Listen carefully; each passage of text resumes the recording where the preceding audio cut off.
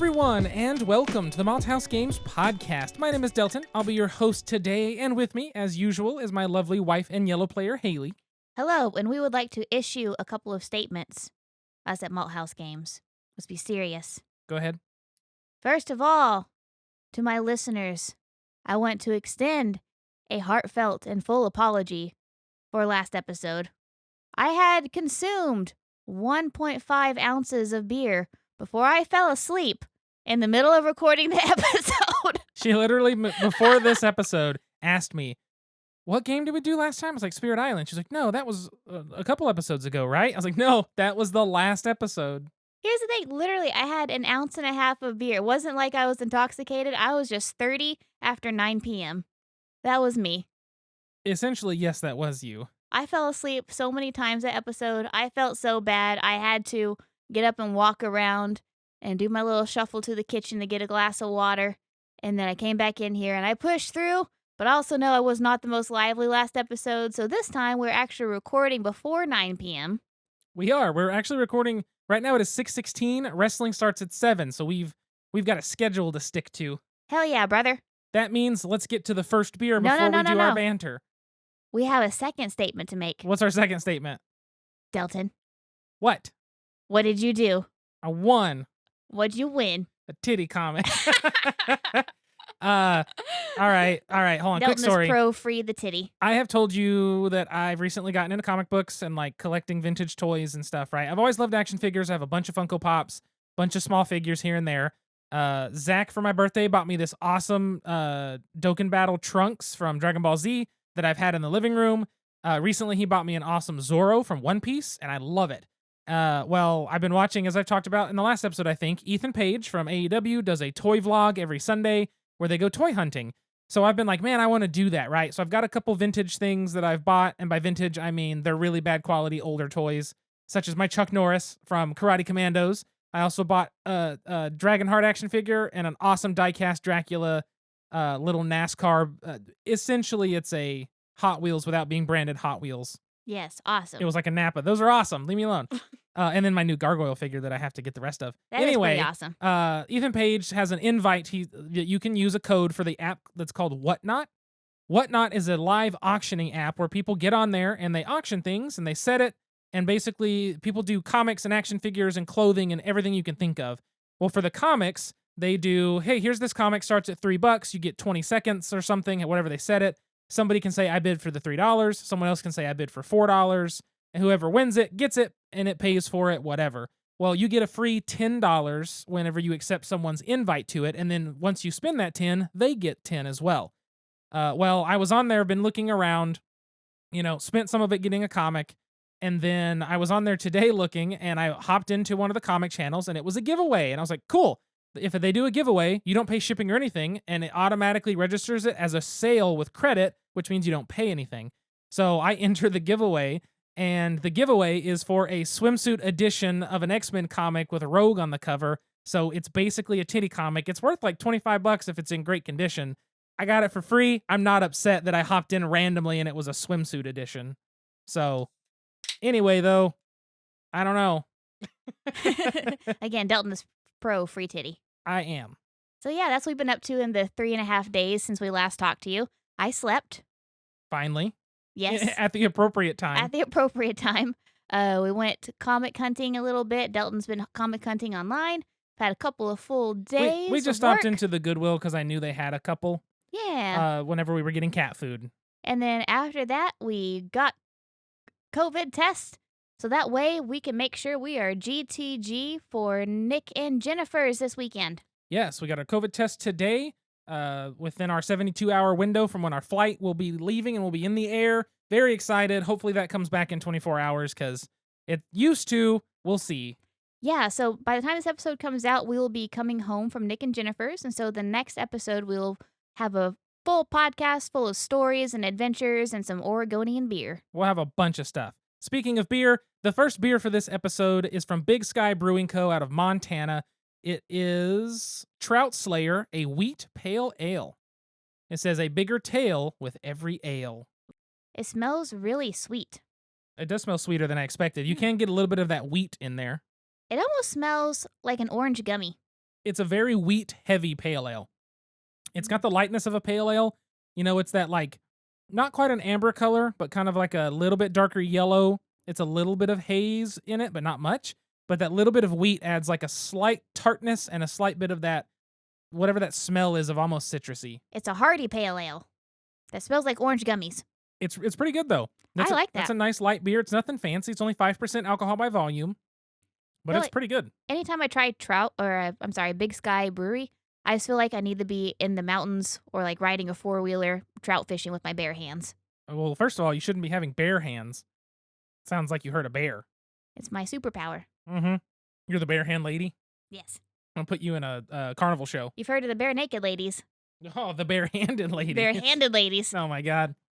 We've lost like half our listeners at this point. We really have. Well, I guess with that being said, we've got to move forward with this episode. I'm stumbling as well. Let's get to the game. Oh, here's the door. It's straight ahead. It's a game. So the game for this episode is quite a doozy. The game today is Boonlake. Boonlake is published in the U.S. by Capstone Games. It is designed by Alexander Pfister, illustrations by Clemens Franz, graphic design and layout by Atelier198, editing by Marcus Mueller, and English translation by Sybil and Bruce Whitehill. So, Boonlake was a brand new game in 2021 that hit my radar immediately because A, Capstone Games usually has a good track record, and B, Alexander Pfister is, I think, what I consider my favorite designer, or at least like my top 2 or 3, right? I'm very, very high on Alexander Pfister. So when I saw this game coming out, I was like, it was actually at BGG-Con because Capstone had one in the Hot Games room, and then that little shop that brings the imports over was selling it for way too much. But I saw it and thought, I want to play that because it's, Alexander Pfister. So we finally busted this out last night and got a full play of it in. It took us about 2 hours and 40 minutes, so it's a little long, but I think playing it again would speed that up by probably a good 40 to 50 minutes. And not starting the game at 8:30 p.m. on a Tuesday. Yes, when we're tired. We got a lot to do before we go to Portland, so we've got to make sure to get this edited and get some house cleaning done and all kinds of stuff. So and again, I'm worthless after 9 p.m. That's a very good point. Hey, we set up till 11 playing a thinky game. We did. My brain hurt after this one. So in Boonlake, it's basically one of those, let's just put a theme on because we need one. Essentially, it says you're in Boonlake. It's an abandoned region along the shore of a lake with the same name. It's almost uninhabited, except for a small group of people watching over nature, trying to develop life according to their own ideas. Basically, you're coming in and trying to expand, build some stuff, and make this an inhabitable place, and making sure the people of Boonlake have what they need to prosper in the future. That's essentially the theme of the game, which is to say, no theme. But that's not what makes this game interesting. What makes the game interesting is actually the play of it, in my opinion. So, the way the game's going to play is you actually have 3 phases to every turn. The first phase, you're going to choose an action and carry it out. This is an action selection game. There's a little board of, let me count here, 1, 2, 3, 4, 5, 6, 7 actions. You'll pick one, resolve it, do all that stuff. Then once you resolve it, you will advance your ship. So if you all have ever played Maracaibo by Alexander Pfister, or Great Western Trail, where you're essentially following a path. No matter how you take your turns or what you do, you're always following some sort of path to the end and then starting back over, right? Both of those games do it. This game is not any different. You're following a path to the end, going back, following a path to the end, the game's going to be done. So you'll advance your ship along the river. Then you're going to push your action spaces together. So what it is, these 7 actions you get to choose from are in this little board where they're stacked, one at the top, and then they work their way down to the bottom, all 7 of them, not in any order or anything. When you pick an action, you will actually remove it from its position and put it at the bottom, resolve the actions, move your ship, because where you uncovered it from tells you how much your ship can move up to, and then you slide it from the bottom to the top, and that way the action you most recently took is now at the bottom. The bottom 2 actions, if you take those, they are going to give you negative points for doing so. So it actually hurts you to take the same action 2 turns in a row, or for you to take an action, your opponent to take an action, and then you to take the same one again, kind of thing. It will actually do bad things to you. So, what makes this game fun for me is the action selection mixed with kind of everything else. I told Haley this game is a weird amalgamation of all kinds of mechanisms thrown together, but not really thrown. They actually integrate pretty well. So, the way the little tiles are, when you say, this is the action I'm picking, I'm going to pick this one, you're going to either take some money or you're going to play or discard a card. Discarding it's for money. Playing it gives you either an ongoing ability, an instant ability, or an end game scoring ability. Then you're going to take the action on the card, whether it be gain inhabitants, which are people, basically taking them from the supply, putting them on your player board ready to use.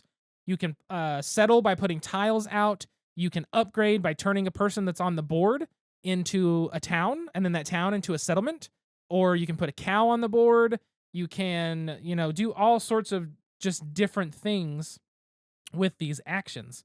But what happens with these is you do your card play in the beginning, then you're going to take your action, and then after that, all of these tiles except for one, you and everybody else will then take an action of the same type. So if we talked about this last term because it is action selection, it's kind of like Puerto Rico, Race for the Galaxy, Rising Sun. Somebody picks the action, gets the biggest benefit, and then everybody gets to do something, right? They get to follow the action essentially. All of the actions in Boonlake are going to follow that except for one where you're the only person that doesn't get to do it. So if you pick it, you get a strong action, but you don't get to follow.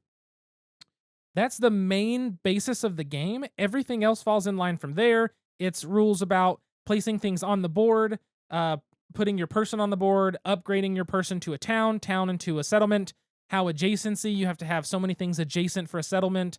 If you put a cow next to a town, you're going to get points for that. Then there are different sections of scoring. You're going to have intermittent scoring, so you'll score at a quarter of the game, half of the game, 3/4 of the game, and the end of the game. And that can change and be more beneficial depending on how much you've put on the board, and all kinds of other different super, I'm a Euro game, look at me, look at all the points and cards you're going to draw and the coins you're going to get.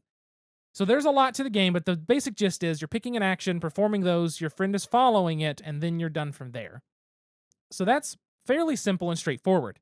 What I like about it is I really like the aspect of picking an action, and then it goes on the bottom. Where it's at in its little stack depends on how far your ship can move, because where your ship moves will give you either coins or points or cards or a vase, which could be used to pay for cards in certain ways and things like that. I think that that's an interesting little gimmick to the game, kind of. And that was my first thing I think that caught my eye of like, oh, this is interesting.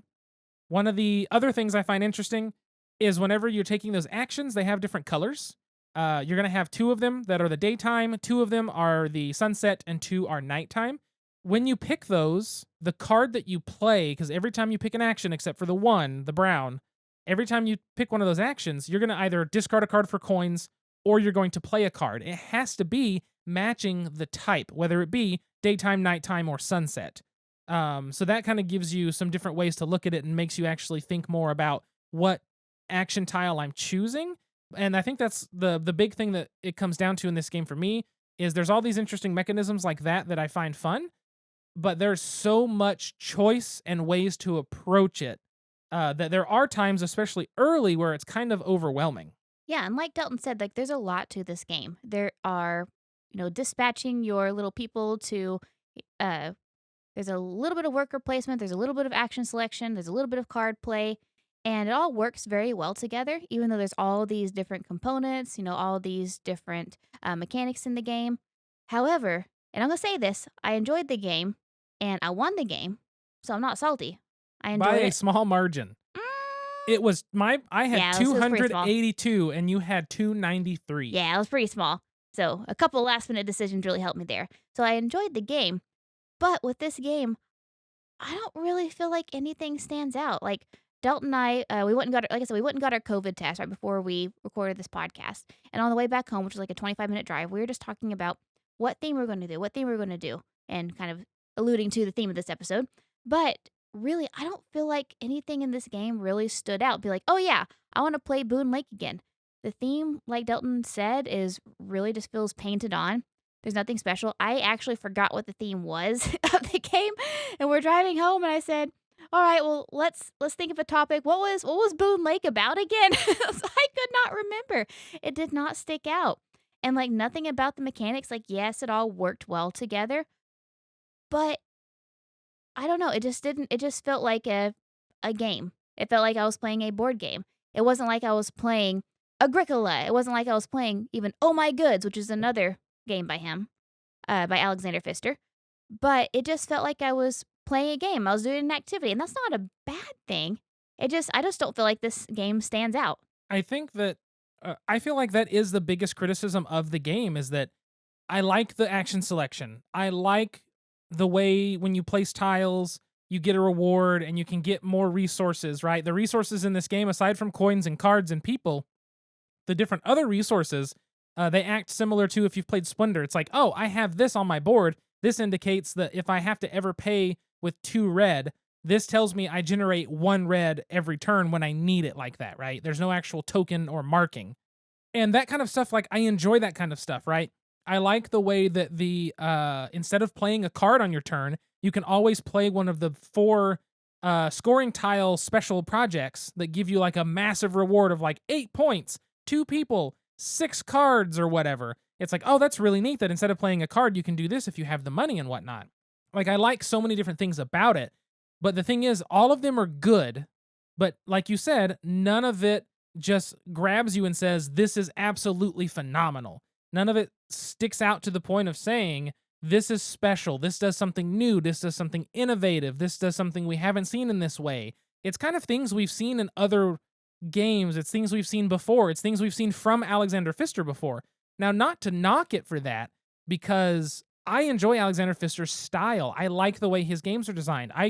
We played this game, and I enjoyed every minute of it after the first about quarter, because the first quarter was learning, and it was slow.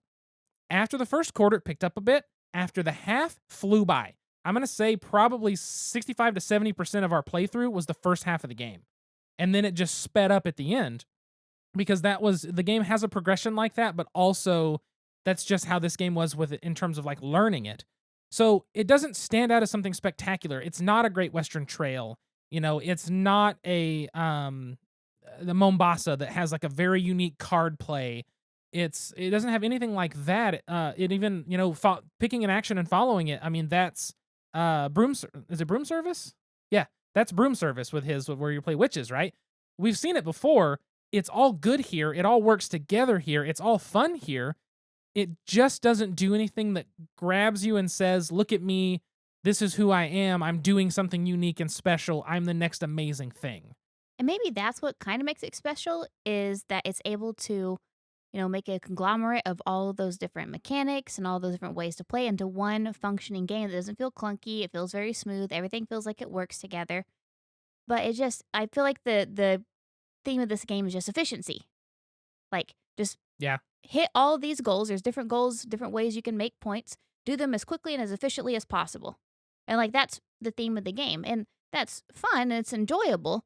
But I don't know, like I was telling Delton before we recorded, I picked out the game for this episode. Like, Delton had already bought it. He bought it a couple months ago. But we were Prime Day. We were talking about, what game do we want to do? And I said, well, let's do Boonlake. And the reason why I picked it out was because it has a pretty lotus flower on the front. Like, yeah, that seems really cool.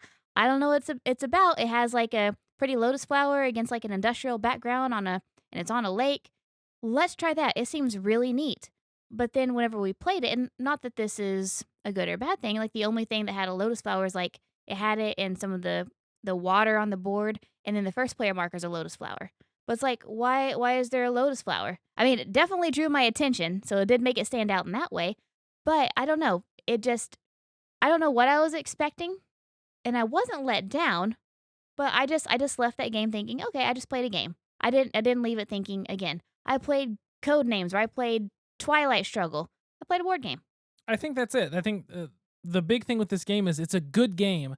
If you're an Alexander Pfister fan, you're going to like the game. I really enjoyed it. I'm going to keep it. It's going to stay on my shelves because I like Alexander Pfister. I think he's a great designer. Like I said, he's arguably my favorite, probably up there back and forth with Cole Worley. However, I've played more Alexander Pfister games. But this game just doesn't do anything to bring itself to the forefront, to sit there on a shelf among all these other fantastic games and just say, hey, look at me. And, it doesn't do something to just really strongly stand out. Hey, what can I get you? I'd like a topic. Any special way? Make it a top shelf topic. Coming up. Enjoy. So the topic for today, as you may have guessed from our transition into another transition into a transition, is what makes a game stand out.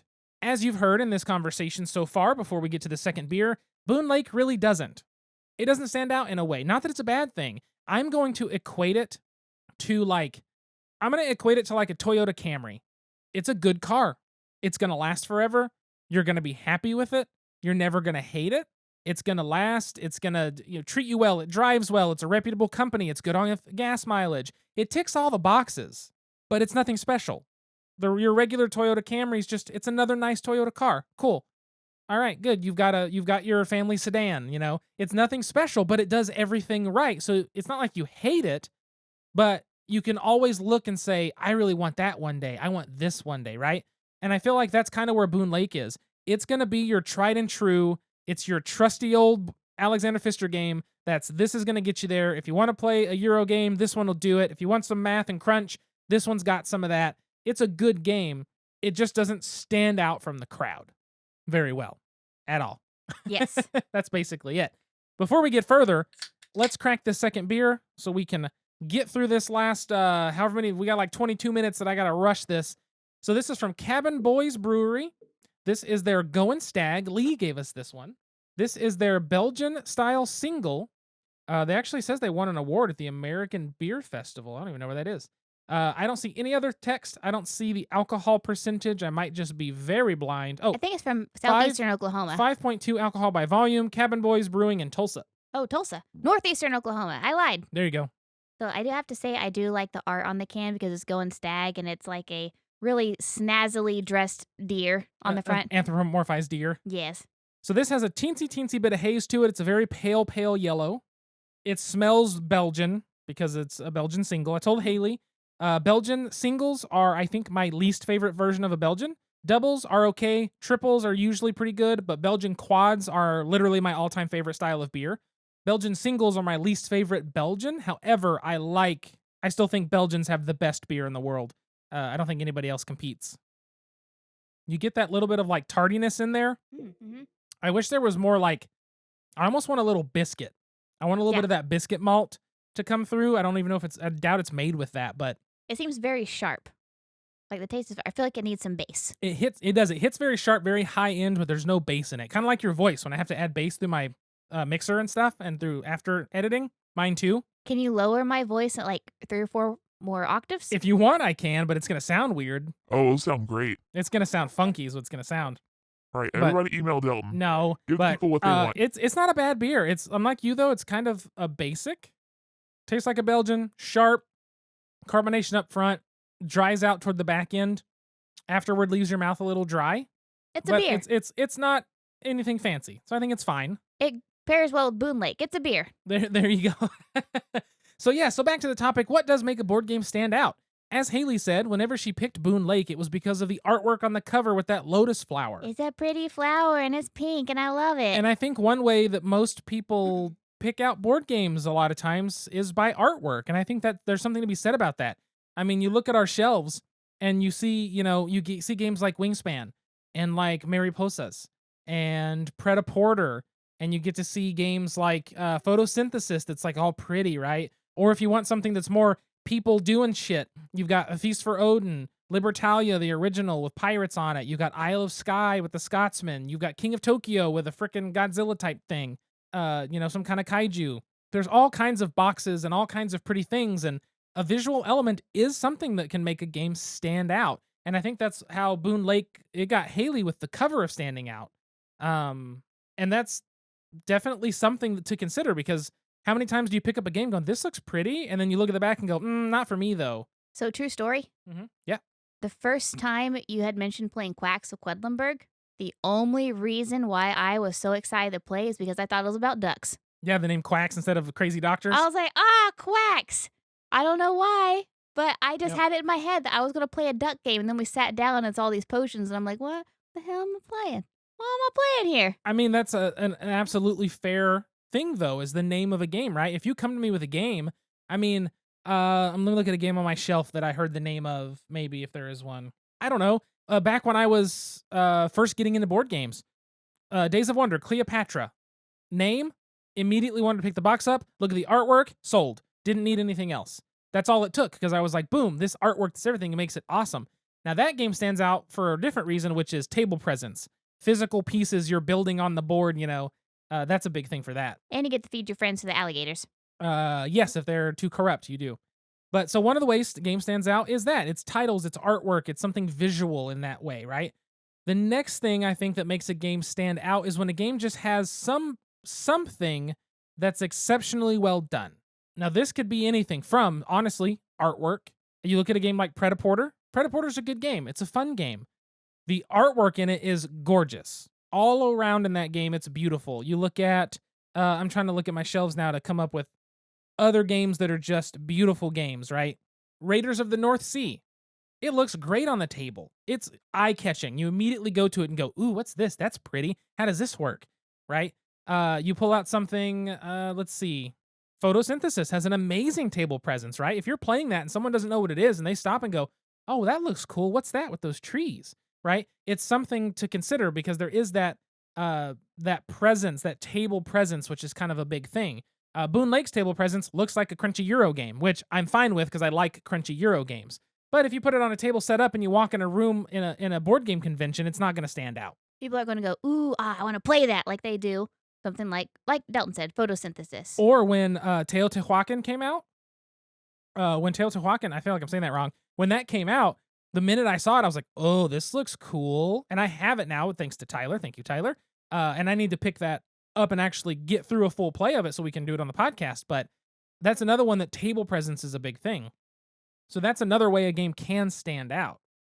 And so for me, too, it's also the theme. Because I know I've talked about this in previous episodes, but I'm a really big theme person. I will get into character, whether or not it is a role-playing game. I'm going to play as my character. Like whenever I worked, or I think it was in Agricola, like one of my things was like the brewer or something like that. And I had a completely vegan farm. And that's how I've won almost all games of Agricola, except for that one time Mac beat me. But like whenever I take on a role in the game, or when we have a theme of the game, I really like to get into it. It just makes it more fun for me. And so even if the mechanics are crap, if there's a good theme and I feel like I can get into it, I'm going to remember that game. Because, I mean, I've talked about my preference for games. Yes, I like the crunchy Euro games. And yes, I like the party games. But I also like, the silly games, like the cat-themed games. I'm going to pick up a game because I get to feed cats. I get to be like a crazy cat lady, and I love it. And that doesn't mean that it has the most stellar mechanics in the world. It doesn't mean it's the most cleverly crafted game or has the best components. But I like the theme. I would play a game with the really crappy components with really lame mechanics if it means I have a really cool and fun theme to play with. I think that makes perfect sense too. And there is something to be said, and maybe this is an episode that we need to do in the future. There is a difference between theme, setting, and art, right? Artwork is a depiction of the theme or the setting, but the theme and the setting, there is a differentiating factor there. I'm not going to try to get into that now because I honestly couldn't tell you. There's a whole deep conversation behind like artwork and aesthetics, and I believe that there is a form of philosophy that's like aesthetical philosophy, right? Philosophy of aesthetics, and I think that plays into it, and that's something I would have to research a little. You just also want to make sure you get to wrestling in the next 13 minutes. That is a good point. We got 14. It's fine. Luckily, it's easy to just go beep, boop, and it's on because the TV might be on right now. But anyway, there is a conversation there to be had. For the moment, I'm going to take setting and theme, blend them into one, call it a theme, and ignore artwork. Theming is definitely something big. Wingspan is all about bird watching and putting these birds, right? That's an entertaining theme for us. We like nature. The same reason parks work so well. You're hiking, you're taking photos, right? That's the whole theme of that game. That's what you're doing. 1960 Making of the President is a famous presidential election you get to play out again, and that's the game I know we've talked about before that I introduced you to as one of the first games you played. Pretty hefty one for your first game. I now have our original Z-Man and a still in shrink GMT edition that I had purchased for us, but theme is something definitely that is to be considered even above artwork because there's so many themes. I mean, I bought Hippocrates without knowing that the game was going to be good. I bought it because I said, I love this theme. I want Hippocrates. The same thing with like when I was younger and I got Memoir 44. I thought I get to play out World War II scenarios on this neat, kind of minis battle thing. That's fun. Viticulture. I get to make wine. I'm going to be a winemaker. And I was excited about it, right?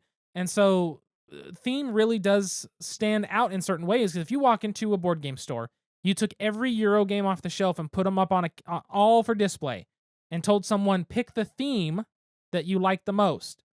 They're going to ignore all of these, the Boonlakes, the Settlers of Catan, the Agricolas, the nature, the farming, the settling, the colonialism, all that shit's going to go out the window. And they're going to look at stuff like Pret-A-Porter. They're going to look at stuff like, maybe Scythe because it's gorgeous. They're going to look at games that are just different, that break the mold a little bit in their setting. Whether they're Viking fans and they want that. They're animal fans and what they want that. Whether they're fans of making cars, so they go for Kanban. There's different elements in the themes that you can go for, and that is something that can truly make a game stand out. Because if I'm in a store and you're showing me a shelf of sci-fi, I'm probably going to walk past it pretty quick because I'm not a huge sci-fi fan. The theme is going to matter. It will make a game stand out, and you have to break the mold in that realm that you're in. You think I'd play Kitty Paw if the theme was like bugs? Probably not. Probably not. Like, it's Kitty Paw, it's a basic game, but it's kitties. I mean, and I love it. That is how Calico snuck in and stole the show. Yeah. Calico said, you're making a quilt to attract cats. And everyone in the world said, I'm on it. And then they played the game and said, this has nothing to do with that, and I love it because it's an amazingly hard puzzle game. And I think that brings us to probably what I would say is the last section is the mechanics.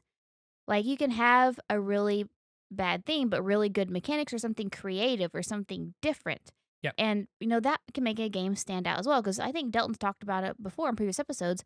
Like, a lot of board games have kind of painted on themes or pasted on themes. Like, we had a friend who, she worked in game design, and she said, like, she would tell a lot of people who came to demo games for her, forget about the theme. Because if a company's going to get your game, they're probably just going to get the game. They're not going to care about the theme. They're going to put their own theme on. Yep. And so even if you have a theme that's pasted on, if you have like a creative mechanic or if you have like a creative way that the game is played, then that can really be something that draws you in. Exactly. It really can. So an example of this, I have two good examples of why, actually I'll probably do three, of how mechanics can override everything and stand out for how good mechanically the game is, right? First one, Pipeline. It's another Capstone Games. It is Ryan Courtney is the designer. Pipeline is this ridiculous engine building game of connecting pipes and selling and trading oil. Sounds bland. Nobody wants that theme. What are you doing? Yes, it's a gorgeous box, which has helped. But when you play the game of Pipeline, if you have the mindset of, if you like the games of the polyomino games, right? The Tetris-y, if you like stuff like Patchwork, then Pipeline is a heavy Euro version of that. It gets you in and says, this is a good game. Here you go. Have fun. And so that's one that once you play it, you go, this is really good. It's a good game. And once you play that, you've determined, all right, I like this. This is a fun game. I'm going to play it again. If you told someone, I got a game about pipelines where you're just piping oil, they're going to be like, why? I don't know, man. My family loved it. Well, that's a whole other conversation we have with a therapist, I think. But most people don't want to do that in a game. However, Pipeline's mechanics are good enough to warrant it. My second example that I was going to do, I'm completely blanking on right now, so I'll move to my third. Now, given I haven't actually played many games like this, but Crusaders, Thy Will Be Done, which is what's his name? Is it Seth Jaffe from TMG? Orange and white blocks. Yeah. Blocks. Seth Jaffe. Seth Jaffe, okay. Crusaders, Thy Will Be Done has a rondelle action system. You move your little piece in a circle around this rondelle, choosing the actions that you want. Rondelles, a lot of people claim that like the first big rondelle in board games is Trajan, which is a Stefan Feld game. And a lot of people really, really love Trajan. I had to dig deep in my brain for that one. And I've never got to play it, but a lot of people love it because that rondelle action system is something different. It stands out as a mechanic of an interesting and newer way to manipulate your action selection options or how you play. Along the same lines is Tzolk'in, the Mayan calendar. Tzolk'in has those interesting gears that turn, and those gears move different rewards, move your people, and do all this different stuff that can then alter how you have to approach and play the game, that mechanically is unique and different. Yes, there is an actual gimmicked fixture of those gears turning, but it's a mechanic that's interesting. It's something different, and it makes you go, this is really cool. I want to play this again because this is neat. So I think that mechanics or mechanisms are the main thing that's going to not necessarily bring people to a game, but it will keep that game there standing out. There's a reason people still love Tzolk'in. They still like Pipeline. A reason people still love Quacks, because those mechanisms stand out because of how good or how well they're implemented. I think you made a good point there. Like, the themes will bring people to it, but it's the mechanics that'll keep them playing and playing and playing again. That's why there's so many games that get pushed to the wayside, or so many games that I've purchased and said, I'm going to sell this game now because it doesn't hold me here, because it's not, the mechanisms and mechanics are not good enough for me to basically keep it around, right? There's not many games I have that are just artwork is why I keep this. It's the play of the game is why I keep this. Something like Delphi, which is another Stefan Feld. Delphi is a good game. It's a pick up and deliver. It was interesting. It was fun. It wasn't anything crazy different mechanically. The artwork, I will keep it because thematically, I love the Oracle of Delphi, that whole, part of history and mythology and stuff like that. That's just awesome, the Pythia. But mechanically, it is a good game, but there's better pick up and deliver games. So, it kind of plays to each person's own likes and dislikes, how they want to curate their collection. That all comes into play.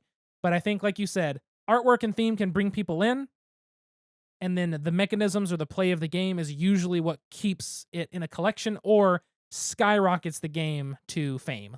And I don't think you have to have all of it to be a good game. No. Like, you can have, like I said, a really boring theme with great mechanics. You can have, for me, a really great theme with really terrible mechanics. I'm probably going to stick around for it.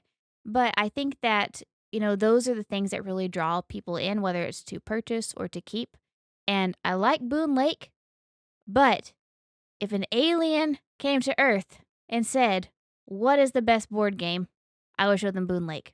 It is a board game. And now, join us for a Malthaus Games Podcast special pint-sized question. So the question for this episode is Alien, as the Alien has already answered, is if aliens come to Earth and they said, what's the most board game, what would it be?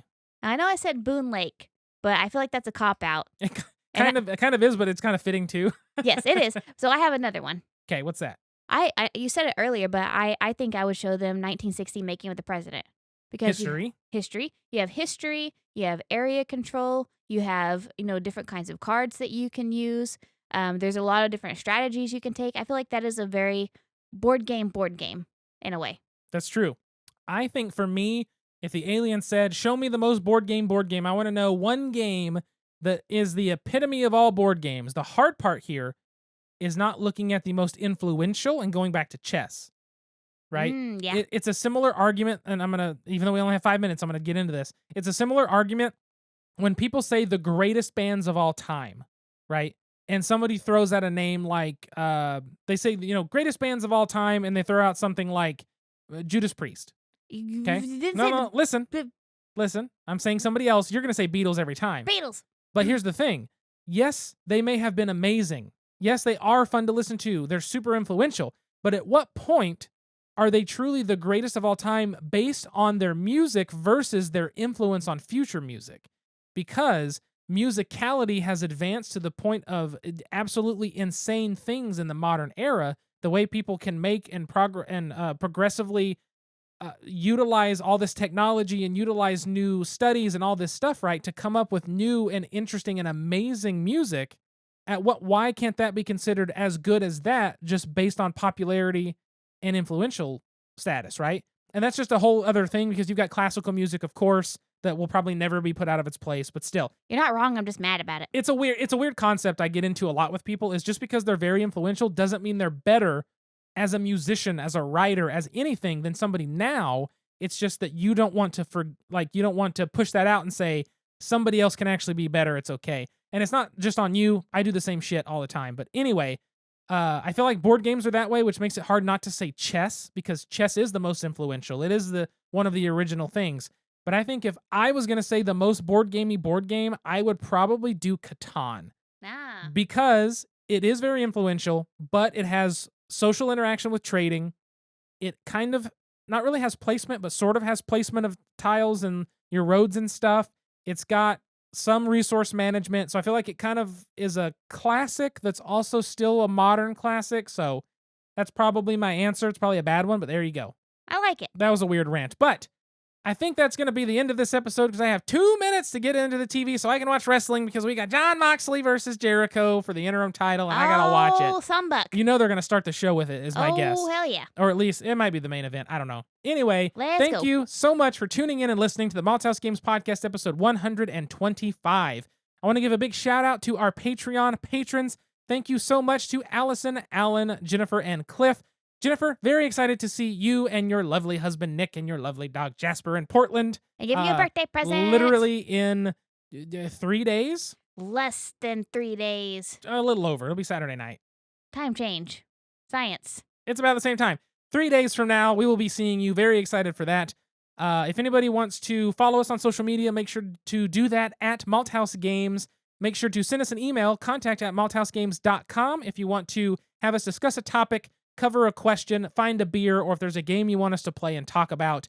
You can follow us on all social media. I'm personally at Delton Brack, DeltonBrack. Haley is at SQUIRRELYGEEK. That is at Squirrely Geek. I think that's everything. I flew through all of this. Thank you so much for tuning in and listening to episode 125. Until next time, sit back, relax, grab a drink, and play some games. We'll see you folks later. Goodbye. Bye.